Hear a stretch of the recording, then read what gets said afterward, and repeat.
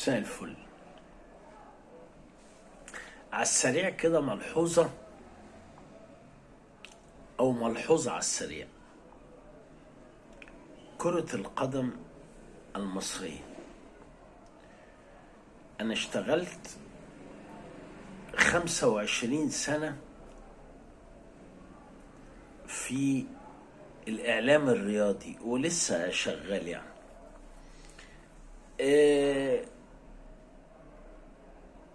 كرة القدم المصرية لما نيجي نتكلم على الماضي بتاعها، وانا طبعا اغلب الرياضيين اهلي، زمالك، ترسانة، محلة، اتحاد سكندري، اولمبي، كلك اصدقائي. والجيل اللي هو القديم ده يعني على الله حكايتهم ومساكين. وعلى فكرة في نجوم كانت في فرق واخدة بطولات حالهم يصعب على الكافر.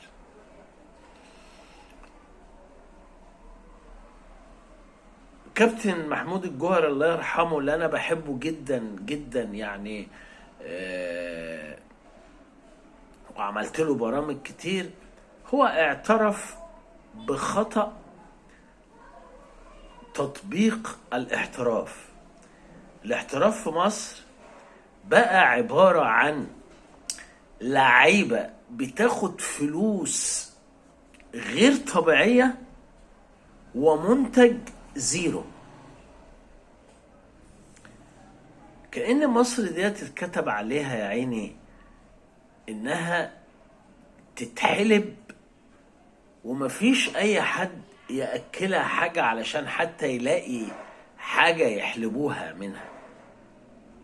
يعني المنظومة الكروية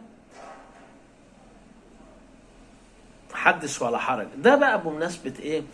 بمناسبة ان كابتن حسام حسن اللي انا بحبه مسك تدريب الفريق الاول لكرة القدم لمنتخب مصر.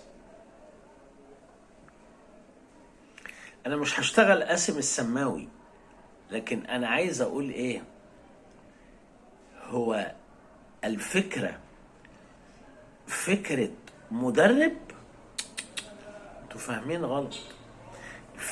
فكرة بنية اساسية، نظام، منظومة كاملة. منظومة الاحتراف كلها بقت محتاجة محمد علي كلاي، محتاجة تايسون، محتاجة واحد لكن يعني عشان نسيب الدور بتاع قاسم السماوي، نتمنى كابتن حسام حسن ربنا يكرمه ويساعده، ونتمنى انه الفريق الوطني الاول يلاقي ضلته، وان ممكن يكون توقعاتنا كلها غلط، ان فعلا العيب في المدرب، ان لازم يتغير المدرب، وتغير المدرب وجه حسام حسن. واشوفكم على خير ان شاء الله.